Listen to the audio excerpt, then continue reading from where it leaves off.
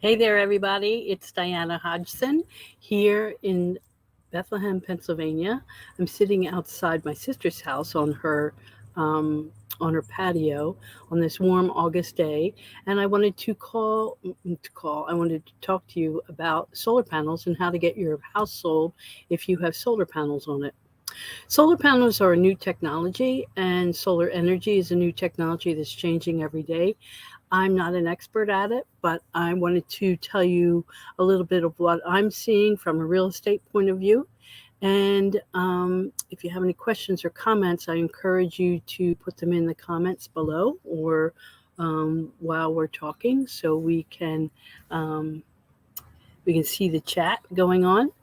Um, First and foremost, like I said, um, it is a new technology. I'm just bringing up my outline here so I don't get off task too much. And lots of homeowners around the country are using solar energy and doing it really, really well. So it is helping a lot of people um, make their own electric in a clean way, which is really exciting for our country and our environment. Here in Eastern Pennsylvania, it's a newer technology that people are starting to embrace. And so, with that, we don't have a whole lot of solar panels on houses just yet. It's really just starting. So, with that said, a lot of sellers may know a lot about their solar panels, but buyers are not always so uh, informed. And so I'm hoping that this video will help us discuss and share some information about solar panels. As I said, since the technology is changing, so are the panels. Now, solar panels are also called arrays, ARRAY. And it is a way to collect power from the sun, obviously, and turn it into electricity. And what happens is that you make a an arrangement with a solar company to purchase your energy that you create with the panels on your roof. And let's say the experts from the company estimate that your roof is going to give you 100 kilowatts of energy per month. And I'm just using fake numbers here just to illustrate the point. So you have then been granted to use, or you have been allowed to use 100 kilograms for free of energy because it's your house is the one, or the panels are the ones that are making the energy. So then what happens is that on a hot August day or a hot August month or a hot summer like we're having here in Pennsylvania, you will be able to create 100 or more, say 150 kilowatts of energy every month. And that extra 50 kilowatts will go into a credit bank so that when you have spring comes and it's raining, or winter comes and your roof is covered with snow, pardon me, there will be enough credits with the electric provider to give you the energy, the 100 kilowatts um, that you need at completely no charge.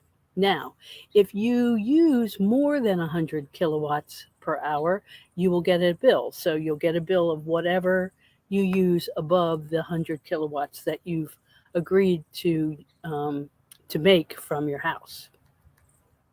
I hope that makes sense. So, um, one of the things that people are asking is, do I buy solar panels or do I rent them? Do I lease them? And the leases are very long. And this homeowner I was representing or working with had leased them, and he leased them from Tesla, and he was really, really happy with their service and what they did for him. There are other companies that you can, get your solar panels from and your solar electric sold to. So do your research. There are other people who want to purchase their panels outright.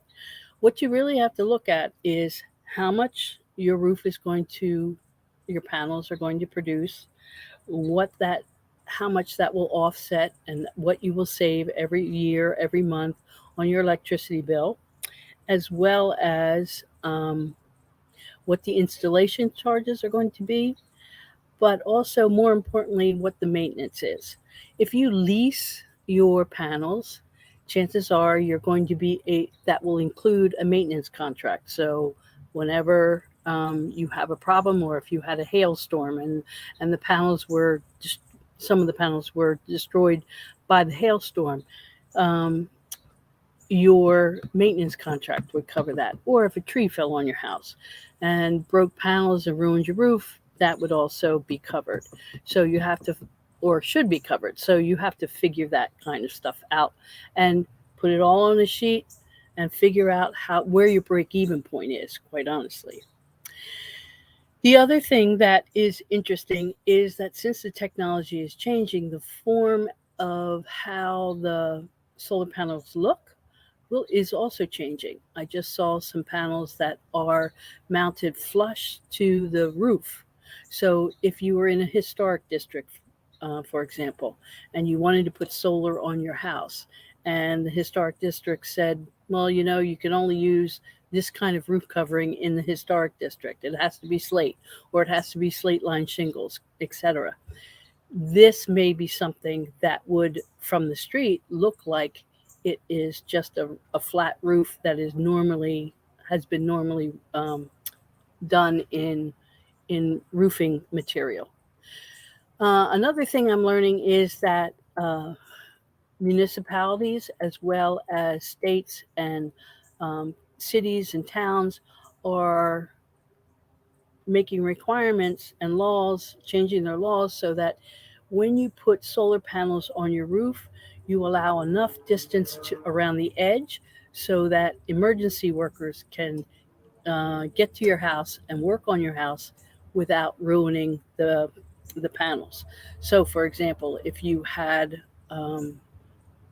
had a if the fire company had to come and to help you remove a tree that had fallen on your house, at least they could walk on the edges, 12 inches, 18 inches from the edge of the roof to get to the problem spot without having to walk on the solar panels themselves.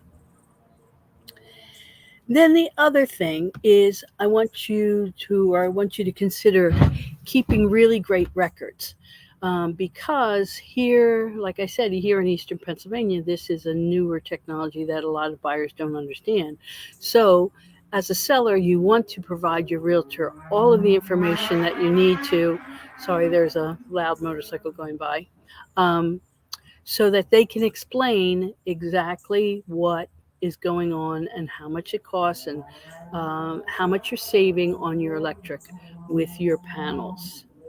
Um, and that will also provide the buyer with the information of what company they have to contact to transfer ownership if they need to, and all the things that they need to know about how beneficial making your own electricity is for the property themselves.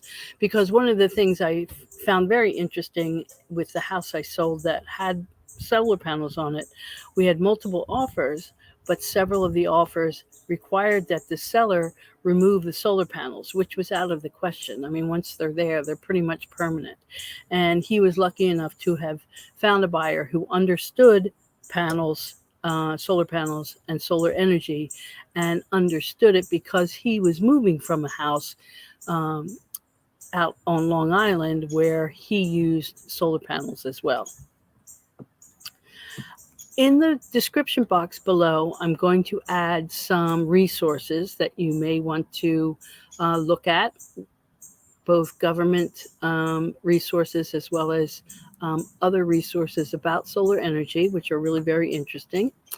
And if you have any other questions that you'd like to know about, either anything versus real estate, about real estate, I'd be happy to answer, but also specifically about solar panels. If you have some experiences that you'd like to share with the folks through the chat or through comments, that would be great. Please just add them to the comments below. And if you're looking to move, no matter where you're looking to move, and you're looking for a realtor, please give me a call. I have a network of people throughout the country that I can put you in contact with and find you a really great realtor in your area who will help you get your house sold or help you buy a house. And I think that's about it. Remember, if you're looking to buy or sell real estate here in the Lehigh Valley, please give me a call. I'd love to help you. I'm Diana Hodgson, real estate agent for the RedHeadAgent team, and thanks so much for watching. Take care.